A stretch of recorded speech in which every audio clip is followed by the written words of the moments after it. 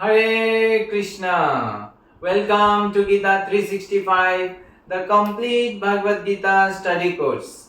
पिछले सेशन में हम लोग भगवद गीता की 7th चैप्टर के श्लोक संख्या 14 तक पढ़े थे। आज पढ़ेंगे श्लोक संख्या 15 और 16। तो पिछले सेशन में जैसे हमने देखा था कि इस माया शक्ति को पार करना कितना कठिन है, लेकिन इस माया शक्ति को पार कौन कर सकता है, उसका क्या उपाय है? एक ही मात्र उपाय है और वो है भगवान का आश्रय लेना, परम भगवान का आश्रय लेना। क्योंकि माया शक्ति जो है परम भगवान का अधीन में है, तो इसलिए भगवान का आश्रय लेने से माया को पार किया जा सकता है। अब प्रश्न आता है कि भगवान के आश्रय लेने से हम माया को पार कर सकते हैं, तो हम सब लोग भगवान के आश्रय में क्यों नहीं आते हैं? कौन कौन है जो भगवान के आश्रय में आते हैं, भगवान के शरणागति को लेते हैं, और कौन है जो भगवान के आश्रय में नहीं आते हैं? तो उसकी उत्तर आज की सेशन में हमें प्राप्त होगा। तो चलिए पढ़ते हैं आज का पहला श्लोक, श्लोक संख्या 15। नामां दुष्कृतिना मूढ़ा प्रपद्यन्ते नराधमा मायापहृत ज्ञाना असुरं भावमाश्रिता। अनुवाद: जो निपट मूर्ख है, जो मनुष्य में अधम है, जिनका ज्ञान माया द्वारा भर लिया गया है, तथा जो असुरों की नास्तिक प्रकृति को धारण करने वाले हैं, ऐसे दुष्ट मेरी शरण ग्रहण नहीं करते। तो इस श्लोक में भगवान 4 प्रकार के लोगों के बारे में वर्णन कर रहे हैं जो भगवान का शरण ग्रहण नहीं करते। वो इतना कुछ देखते हुए समझते हुए भी वो भगवान की शरण में नहीं आते हैं। तो ये 4 प्रकार के लोग हैं। तो भगवान हम सबको बता दे रहे हैं कि ये सत्य है, ये मतलब फैक्ट्स है कि लोग, ऐसे लोग होंगे ही होंगे इस संसार में जो भगवान की शरण में नहीं आते। तो वो कौन कौन है? तो ये जो 4 प्रकार के लोग हैं, तो भगवान कह रहे ये 4 प्रकार के लोगों का क्या नेचर है? ये दुष्कृति। दुष्कृति का मतलब जो है, जो कृति दुष्ट प्रकृति का कृति है। कृति मतलब क्या है? जो कोई महान कार्य किया हो, कृति। कुछ कार्य किया है, महान कार्य किया है, उसको कृति बोलते हैं। उस व्यक्ति का ख्याति या कृति का यश करते हैं लोग ना, गुणगान करते हैं उसकी कृति। तो कृति दूसरे शब्दों में जो पुण्यात्मा है, जो अच्छे कार्य किया है, ऐसे व्यक्ति को कृति कहा जाता है। और दुष्कृति मतलब जो अच्छा कार्य नहीं किया है या दुष्ट प्रकृति का गलत कार्य किया है, ऐसे तो दुष्कृति है। तो ऐसे लोगों को दुष्कृति कहा जाता है। तो ऐसे लोग कौन हैं? तो सबसे पहला जो प्रकार के लोग हैं, तो 4 में से पहला जो है वो है क्या? भगवान के लिए मूढ़ा। मूढ़ा का मतलब मूर्ख है, मतलब निपट मूर्ख है, मतलब पूरा तरह से मूर्ख है। अब मूर्ख व्यक्ति जो है, अब मूर्ख व्यक्ति कौन है? तो जो मूर्ख व्यक्ति, जो बुद्धिमान नहीं है, जो समझदार व्यक्ति नहीं है, वो तो ऐसे कौन है मूर्ख व्यक्ति? तो वो श्रील प्रभुपाद तात्पर्य में समझाते हैं कि वो ऐसे व्यक्ति है जो बहुत क्या है, इस संसार में जो है सारे चीजें इकट्ठा करने में क्या है, वो बहुत मेहनत करते हैं, दिन रात जो है वो मेहनत करते हैं। तो हो सकता है वो बुद्धिमान, ऐसे दृष्टि से देखा जाए, कोई भी कार्य करेगा, कोई भी मेहनत करेगा, कोई भी बड़ा कार्य करेगा, तो बुद्धि तो चाहिए ना। तो लेकिन वो बुद्धि होते हुए भी क्या है, ऐसा बुद्धि जो है जो वास्तव में मूर्ख जैसे कार्य ऐसे ही करते हैं। तो मूर्ख क्या है? जिनको सही बुद्धि सही से नहीं कार्य हो रहा, तो वो क्या है? बहुत मेहनत करने वाले हैं इस संसार में। वो बहुत सारे मेहनत करते, किस चीज के लिए? इस भौतिक चीज को प्राप्त करने के लिए। तो भौतिक चीज को प्राप्त करने के लिए वो बहुत मेहनत करते हैं। अब किस लिए करते हैं? भौतिक चीज को क्यों प्राप्त करना है? तो वो लोग खुद भी नहीं पता है उनको। तो वो मेहनत करे जा रहे, सुबह से लेकर रात तक वो मेहनत करते हैं। तो मेहनत करने में जो है मेहनत करने में कोई कमी नहीं करते हैं, और जो भी चीजें इकट्ठा होता भी है वो इकट्ठा करते हैं। तो एक नशा की तरह वो लोग करते रहते हैं। लेकिन अगर उन्हीं से पूछें कि वो आप किस लिए कर रहे हो, उनको पता नहीं वो किस लिए कर रहे हैं।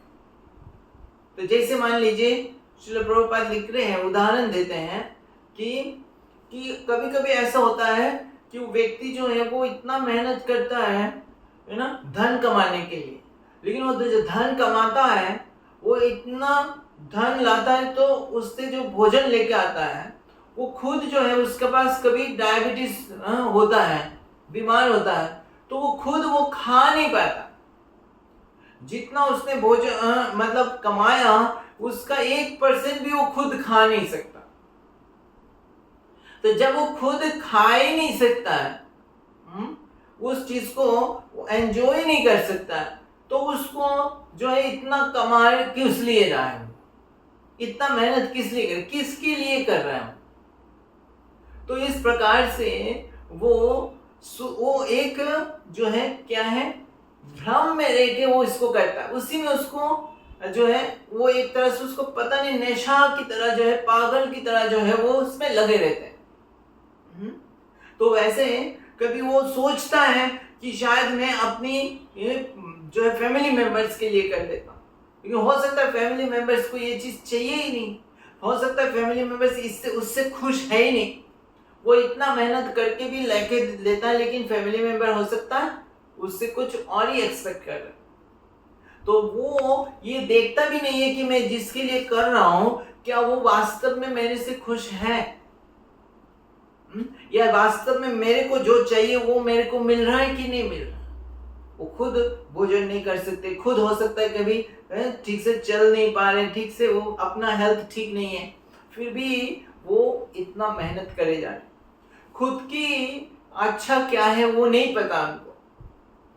तो ऐसे मेहनत कर रहे जो इसका कोई जरूरत नहीं है, जिसका कोई लाभ नहीं है, पर्पस नहीं है, तो ऐसे व्यक्ति को मूर्ख कहा गया है।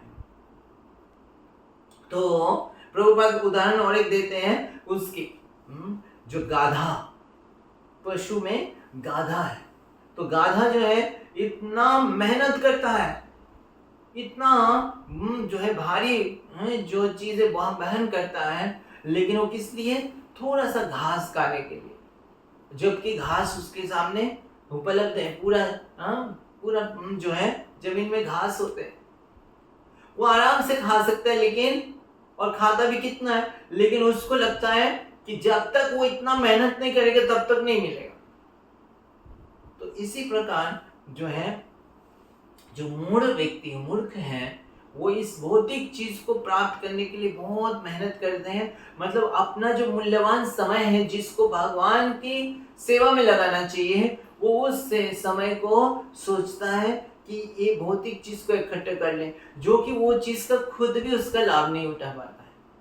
तो ऐसे व्यक्ति मूर्ख है। तो पहला ऐसे भगवान कह रहे पहला कैटेगरी कौन है? मूर्ख है। दूसरा कैटेगरी हो गया नराधमा।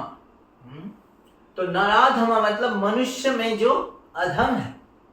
तो मनुष्य की कई प्रकार की श्रेणी है, चेतना के अनुसार कई प्रकार की श्रेणी है मनुष्य में। तो ये बताया जाता है 84 लाख योनियों में से 4 लाख जो है वो मनुष्य है।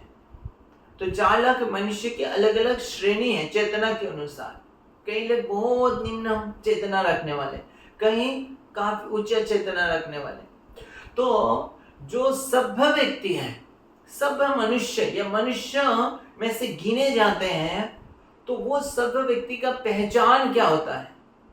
वो ये जानते हैं कि जीवन का लक्ष्य जानते हैं। तो जैसे शास्त्र में बताया गया, और जो पशु और मनुष्य में अंतर क्या है?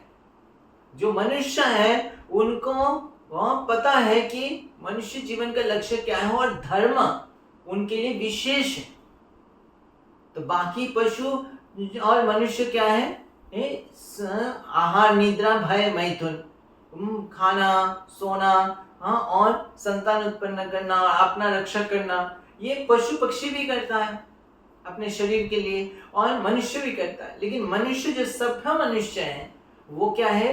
वो जीवन के उद्देश्य को जानते हैं, धर्म, और उस धर्म का पालन करते हैं। और धर्म का मतलब ये भगवान का वाणी, तो भगवान की वाणी का पालन करते हैं, भगवान के आदेशों का पालन करते हैं, यानी भगवान का शरण लेते हैं। तो जो भी सभ्य मनुष्य है वो उनमें कुछ ना कुछ धार्मिक कार्य करते हैं। लेकिन जो नर में से अधम है, जो सबसे निम्न श्रेणी की है और बिल्कुल चेतना निम्न प्रकार के, तो उनके लिए जो है धर्म कोई वैल्यू नहीं रखता। तो वो केवल पशु के जो आहार, निद्रा, भय, मैथुन, उसी में वो लिप्त रहते हैं। तो इसीलिए वो नराधम जो है, अधम, वो भगवान की शरण में नहीं आते। फिर तीसरे प्रकार के हैं, वो है माया अपहृत ज्ञान। तो ऐसे व्यक्ति जो ज्ञानी तो है, लगता है कि बहुत ज्ञान है, बुद्धि है ना, हो सकता है वैज्ञानिक हो सकता है बहुत स्कॉलर हो, बहुत विद्वान हो। तो ऐसे भौतिक दृष्टि से क्या है, वो बहुत ज्ञान रखते हैं, लेकिन उनका क्या नाम दिया गया है? माया अपहृत ज्ञान। मतलब माया के द्वारा उनका ज्ञान अपहरण हो गया, मतलब ज्ञान चोरी हो गया। तो माया के प्रभाव से ज्ञान होते हुए भी ज्ञान नहीं है उनके पास। अब प्रभुपाद बताते हैं ऐसे भी हो सकता है उनका शास्त्र का ज्ञान है, बहुत शास्त्र भी पढ़ चुके हैं, कई सारे श्लोक भी पढ़ चुके हैं, भगवत गीता भी हो सकता है उन्हें पढ़ रखा है, लेकिन वो ज्ञान केवल किताबी ज्ञान है, केवल थियोरिटिकल ज्ञान है। वो ज्ञान माया के द्वारा ढका हुआ है। वो सच्चा भगवान की शरण में नहीं आया अभी, वो भगवान के प्रति कोई भक्ति नहीं है, वो केवल ज्ञान सिर्फ लोगों को दिखाने के लिए। तो वो ज्ञान होते हुए भी वो खुद नहीं समझ में आया उनको कि जीवन का लक्ष्य क्या है, भगवान की सेवा करना और भगवान के आश्रय में आना। तो वो नहीं, वो अपनी ही चीजों में लगे हुए, वो सोचते ज्ञान के प्रदर्शन करना ही जो है उनका जीवन की सफलता। तो ये ज्ञान अपहृत, माया अपहृत ज्ञान। इसलिए आप देखेंगे कई व्यक्ति बहुत बुद्धिमान होते हुए भी सिंपल चीज को नहीं समझ पाते, है ना। कई बार आप देखेंगे जैसे कोई जैसे स्मोकिंग कर, अब वो जो स्मोकिंग करने का सिगरेट के जो पैकेट में जो है वो लिखा होता है कि ये जो है हार्मफुल है, हेल्थ के लिए हार्मफुल है, और इवन जो है उसमें पिक्चर दिया रहता है कि जो है वो जो पीता है, इसका धूम्रपान करता है, उसके लिए कितना नुकसान हो सकता है, उसके लंग्स के लिए, उसके हेल्थ के लिए। लेकिन आप देखेंगे कई लोग जो है बहुत ज्ञान रखते हैं, बुद्धि है, एजुकेशन है, और फिर भी इसको देखते हुए भी वो उसको करते हैं, पीते रहते हैं। तो क्या है, उनकी ज्ञान होते हुए भी माया द्वारा एक तरह से अपहरण हो चुका है। तो इसी प्रकार कई चीजें, कॉम्प्लेक्स चीज को समझ लेते हैं, मैथ्स जो है गणित को समझते हैं, बाकी जो और भी कई सारे चीज को, भौतिक चीज को समझ लेते हैं, लेकिन जो सिंपल चीज है कि हमारा जो ये शरीर अनित्य है, ये जगत अनित्य है, ये हमारा जो है इस शरीर की जो चेतना है वो आत्मा की वजह से है, और हम जो ये संसार भगवान के द्वारा कैसे चल रहा है, जैसे हर चीज भगवान ने बताया किस प्रकार से हर जगह पे भगवान को हम देख सकते हैं। वो सिंपल चीज वो देखते हुए भी नहीं देख पाते, समझ नहीं पाते। तो उनका जो ज्ञान क्या है, माया द्वारा अपहरण हो चुका है। इसीलिए वो भगवान को जानते हुए भी, समझते हुए भी नहीं समझ पाते हैं और भगवान की शरण में नहीं आते। फिर चौथा क्या है, आसुरम भावम आश्रित, जो आसुरी भाव है उसका अनुसरण करते हैं। और आसुरिक भाव कौन सा है, वो स्ट्रेट फॉरवर्ड क्या है, नास्तिक है। वो कुछ भी हो जाए वो भगवान को स्वीकार नहीं करते। तो जैसे असुर है, आप जानते हैं, जैसे हिरण्यकशिपु, रावण, ये सब क्या है, वो भगवान को पूरा नकार देते हैं। इवन भगवान जब अवतार लेते हैं तो भी भगवान को मानते नहीं है। वो सोचते हैं भगवान एक साधारण मनुष्य है, और इस प्रकार से वो अपने आप को भगवान मान लेते हैं कि मैं ही सब कुछ हूं। ये संसार के पीछे उद्देश्य केवल एक ही है, क्या, इंद्रिय तृप्ति करना, केवल भोग करना, हमने खुद भोग करना, ये वो उद्देश्य है।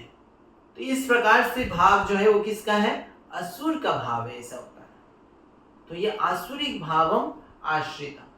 तो इस प्रकार से 4 प्रकार के लोग जो है वो भगवान का शरण में नहीं आते। तो पहला क्या है, जो मूर्ख है। दूसरा क्या है, जो नराधम है, मनुष्यों में से सबसे निम्न चेतना के हैं। तीसरा क्या है, जो है माया अपहृत ज्ञानम, जो ज्ञानी हो सकते, स्कॉलर हो सकते, लेकिन उनका ज्ञान माया द्वारा अपहरण कर लिया गया है। और चौथा क्या है, ज्ञानम असुरिम भावम आश्रिता, आसुरिक नास्तिक भावना का अनुसरण करने वाले। तो इस प्रकार के 4 प्रकार के लोग भगवान की शरण में नहीं आते हैं। तो चलिए पढ़ते अगले श्लोक, श्लोक संख्या 16। चतुर्विधा भजन्ते मां जना सुकृतिना अर्जुन, आर्त जिज्ञासुरर्थार्थी ज्ञानी च भरतर्षभ।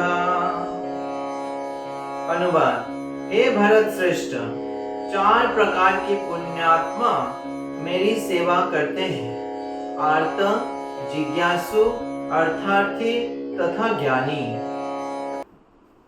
तो इस श्लोक में भगवान अब वर्णन कर रहे हैं किस प्रकार के लोग भगवान की शरण में आते हैं।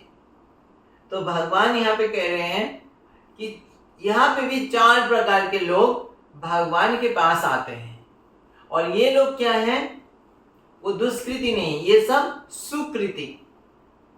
तो ये सुकृति मतलब पुण्यात्मा है, और तभी वो भगवान से आकर्षित होते हैं, तभी वो भगवान के पास आते हैं। तो भगवान के पास आने के लिए हमें क्या होना चाहिए, पुण्यात्मा होना चाहिए। उनके जीवन में एटलीस्ट कुछ पुण्य होना चाहिए, जिससे वो भगवान के पास आते हैं। तो ऐसे 4 प्रकार के लोग कौन कौन हैं? तो पहला भगवान क्या कह रहे हैं, आर्त। तो आर्त मतलब जिनकी जीवन में कुछ कष्ट है, समस्या है। तो कई लोग जैसे सुखी होते हैं और कई लोग बहुत दुखी होते हैं, उनके जीवन में तरह तरह की परेशानी आती है ना, समस्याएं आती हैं। तो जब वो समस्या वो खुद जो है उसको सॉल्व नहीं कर पाते हैं, उनका सॉल्व नहीं होता है, बहुत कष्ट है, तो वो क्या करते हैं, वो भगवान के पास जाते हैं, भगवान से मांगते हैं कि इस कष्ट में मैं हूं और मुझे कष्ट से मुक्त कीजिए, तो सहायता कीजिए, भगवान की कृपा की याचना करते हैं। तो किस लिए भगवान के पास जाते हैं? कोई और उद्देश्य से नहीं जाते हैं, यही उद्देश्य से जाते हैं कि भगवान मुझे कष्ट से मुक्त करेंगे, भगवान मेरा स्थिति को ठीक कर देंगे। तो इस तरह से वो जानते भगवान सब कुछ कर सकते हैं, सर्वशक्तिमान है, तो भगवान मेरे को कष्ट से मुक्त कर सकते हैं, भगवान की कृपा होगा तो मैं कष्ट मुक्त हो जाएंगे। लेकिन भगवान को पाने का, भगवान की सेवा करने का ऐसा इच्छा नहीं है, लेकिन जो है समहाउ भगवान के पास आ रहे हैं। तो ये आर्त है। जैसे गजेंद्र का कथा आता है श्रीमद् भागवतम में। तो गजेंद्र हाथी थे, लेकिन वो जल में आए थे नदी में, और जैसे वो जल पीने लगे तो वहां पे क्या है, मगरमच्छ उनको पकड़ लिया था। तो उनको मगरमच्छ खाने लगे तो उनको क्या है, कष्ट होने लगे। तो वो मगरमच्छ में से अपने आप को छुड़वाने का प्रयास कर रहे थे, लेकिन कई साल बीत गया, वो छुड़वा नहीं पा रहे। मगरमच्छ इतना शक्तिशाली है।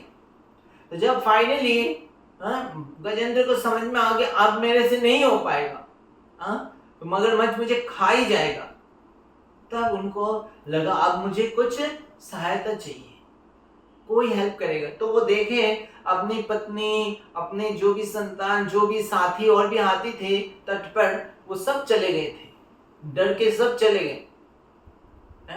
कोई उनके साथ देने के लिए थे नहीं। तब उनको समझ में आया कि केवल भगवान हेल्प कर सकते हैं। तो फिर भगवान को वो पुकारने लगे। तो उनको पिछले जीवन का याद आया, भगवान के प्रार्थना करने लगे वो। तब भगवान ने उनको रक्षा किया। तो इस प्रकार से जो है आर्त जो कष्ट में होते हैं वो भगवान के पास आते हैं। तो ऐसा नहीं कि हर कोई कष्ट में व्यक्ति आते हैं भगवान के पास, ये जरूरी नहीं है। तो लेकिन कुछ जो आते हैं जो भगवान के पास, उनमें से कुछ लोगों का ये कारण होता है, वो अपनी कष्ट से मुक्त होने के लिए आते हैं। फिर दूसरा क्या है, जिज्ञासु। तो जो जिज्ञासु हैं वो कभी कभी जीवन में फ्रस्ट्रेटेड हो जाते हैं कि भौतिक चीजों करने जाते हैं, पाने के लिए प्रयास करते नहीं होता है, फेल हो जाते हैं, है ना। तो कहीं दूसरे को, किसी को कष्ट में देखते हैं, वो सोचते हैं ये ऐसे क्यों हो रहा है, ये जीवन में ऐसे क्यों हो रहा है, इस पृथ्वी में ऐसे क्यों, ऐसे क्यों। तो वो कभी कभी जो है परेशान हो जाते हैं, वो समझ नहीं पाते ऐसे क्यों हो रहा है, प्रकृति की जीवन का क्या लक्ष्य है, क्या है। तो वो एक तरह से जिज्ञासु होते हैं कि ये कैसे चल रहा है, कौन है इसके पीछे, और इस प्रकार से उनके मन में कई प्रश्न, सवाल आते हैं और परेशान करते हैं उनको। तो वो फ्रस्ट्रेटेड रहते हैं। तो वो जो है उसके लिए जो है वो फिर भगवान के पास आते हैं कि वो उनके प्रश्न के उत्तर चाहिए, कि उनको समझ नहीं आ रहा है ये चीजें। तो वो अपनी जिज्ञासा के उत्तर के लिए वो आते हैं। तो भगवान के पास या मंदिर में आते हैं, पूछते हैं कि ऐसे क्यों, ऐसे क्यों। सिर्फ उनको जानने की इच्छा है ना। तो ये हो गया क्या, दूसरे प्रकार के पुण्यात्मा। तीसरा क्या है, अर्थार्थी। तो अर्थार्थी मतलब उनको क्या चाहिए, कुछ धन चाहिए, संपत्ति चाहिए, कुछ पावर, पोजीशन चाहिए। तो अभी जैसे हैं उनको वो प्रयास करते कि वो मिल जाए, वो मिल जाए, लेकिन उनको लगता है ये बहुत सरल विधि है, अगर भगवान के पास जाएंगे तो भगवान से मांगेंगे तो वो क्या है, बहुत आसानी से मेरे पास धन आ सकता है, बहुत आसानी से मेरे पास ये चीज आ सकता है। इसलिए कई सारे बड़े बड़े बिजनेसमैन भी जो है वो भगवान के जो है उपासना करते हैं, वर्शिप करते हैं। वो सोचते हैं भगवान की कृपा से क्या होगा, बिजनेस बढ़ जाएगा, बढ़ जाएगा, है ना। तो ऐसे करते और भगवान की कृपा से होता भी है उनका। तो लेकिन ऐसे वो केवल भगवान की सेवा के लिए, शुद्ध भक्ति के लिए नहीं आ रहे, वो आ रहे भगवान से कुछ लेने के लिए, भौतिक चीजें। तो ये अर्थ को पाने के लिए। तो भागवतम में ये वर्णन आता है, ध्रुव महाराज जो है वो भगवान को पाना चाह रहे थे, किस लिए, वो उनको राज्य चाहिए था, वो ब्रह्मा जी से भी बड़े राज्य चाहिए। तो उस उद्देश्य से आए थे भगवान के पास। तो पहला जो भगवान के पास आने का जो उद्देश्य है, तो भगवान कह रहे ये 4 प्रकार के। तो ये कौन सा हुआ अभी, अर्थार्थी, तीसरा प्रकार के। और चौथा जो है वो ज्ञानी, जिनको ज्ञान है कि जीवन का उद्देश्य क्या है, भगवान को प्राप्त करना, और भगवान सारे चीज की क्या है, स्रोत है, और हमारा ड्यूटी क्या है, भगवान के सेवा करना, भगवान का आश्रय में आना। तो ऐसे ज्ञानी जो हैं, जो प्रकृति रूप से ज्ञान को जानते हैं, उनका बस ज्ञान है कि ये शरीर हम नहीं है, ये भौतिक चीज जो है वो अनित्य है, और शाश्वत कौन है, हम, आत्मा शाश्वत है। भगवान शाश्वत है, तो उस तरह से उस ज्ञान उनके पास है, तो इसीलिए वो सही चीज को पाने के लिए भगवान के पास आते हैं, शाश्वत चीज को पाने के लिए भगवान के पास आते हैं। तो ये हो गया ज्ञानी। तो भगवान कह रहे ये चारों जो है ये पुण्यात्मा है। तो इवन आर्त अर्थार्थी इनको भी पुण्यात्मा कहते हैं। तो जैसे आपने बताया पहले के सारे अर्थार्थी भगवान के पास नहीं आते, सारे आर्त जो है दुखी व्यक्ति नहीं आते भगवान के पास। अगर वो पुण्यात्मा नहीं होंगे तो दुखी अगर होंगे, उनके पास कष्ट होगा, तो क्या करेंगे, वो कभी नशा करेंगे और कभी जुआ खेलेंगे, कहीं और गलत रास्ते पे जाएंगे वो। लेकिन जो थोड़ा पुण्यात्मा है वो अपना दुख के कारण हो, चाहे अर्थ चाहिए उसके कारण हो, किसी न किसी कारण से वो भगवान के पास आते हैं। और भगवान के पास आना ही मतलब क्या है, एक अच्छा कार्य है, क्योंकि भगवान पूर्ण शुद्ध है और पवित्र है और भगवान हमेशा मंगलमय है। तो भगवान के पास आएंगे तो उनका हमेशा क्या होगा, अच्छा होगा। तो श्रील प्रभुपाद तात्पर्य में लिखते हैं, तो ऐसे लोग यद्यपि शुद्ध भक्त नहीं भी है तो भी जब भगवान के पास आते हैं तो उनको क्या मिल जाता है, और उनमें से जो है उनको अगर वो सौभाग्य होता है कि शुद्ध भक्तों की संग करना। क्योंकि जब भगवान के पास आते हैं तो भगवान के पास और भी लोग आते हैं, तो और भी लोग में क्या है, शुद्ध भक्त भी होते हैं। तो जब शुद्ध भक्त भी होते हैं तो वहां पे वो जब आते हैं तो उनको शुद्ध भक्त के संग मिल जाता है। अब जब शुद्ध भक्त के संग मिल जाता है तो उनको शुद्ध भक्ति के बारे में ज्ञान मिलता है कि अरे शुद्ध भक्ति कितना सुंदर है और वो कितना जो है आनंददायक है, और जीवन का उद्देश्य शुद्ध भक्ति है। तो जब शुद्ध भक्ति का आनंद मिलने बारे में पता चलता है तो उनको लगता है मैंने क्यों इसलिए चीज के लिए आया भगवान के पास, मुझे भी शुद्ध भक्ति करना है। तो फिर वो शुद्ध भक्त बन जाते हैं। तो उसी प्रकार जब ध्रुव महाराज आए तो नारद मुनि के संग मिला उनको, और फिर जब वो भक्ति का अभ्यास किया तो उनका हृदय से वो अर्थ धन भगवान से वो राज्य पाने का इच्छा ही चला गया, तो वो जो है भगवान का भक्त बन गए। तो इस तरह से भगवान कह रहे हैं ये 4 प्रकार के लोग भगवान के पास आते हैं और वो सब सुकृति हैं या पुण्यात्मा है। तो प्रश्न है, आप जो है इस 4 में से कौन सा कैटेगरी के हैं? या पिछले 4 में से तो नहीं होंगे आई होप, लेकिन इन 4 में से कौन सा कैटेगरी के? तो हम कोई ना कोई कैटेगरी होंगे। जो भी कारण से हम अगर भगवान के पास आए तो भगवान क्या कह रहे हैं, दे आर ग्लोरियस, वो जो है पुण्यात्मा है। और हमें अब जब भगवान के पास आए हैं तो हमें क्या है, शुद्ध भक्ति का संग मिल रहा है। श्रील प्रभुपाद के जैसे शुद्ध भक्त का जो है शिक्षा हमें मिल रहा है। तो हमें क्या प्रयास करना है, हमें शुद्ध भक्त बनने का प्रयास करना है। ठीक है, तो आज हम यहाँ पे विराम देते हैं। अगली सेशन में हम पढ़ेंगे श्लोक संख्या 17 और 18। हरे कृष्णा।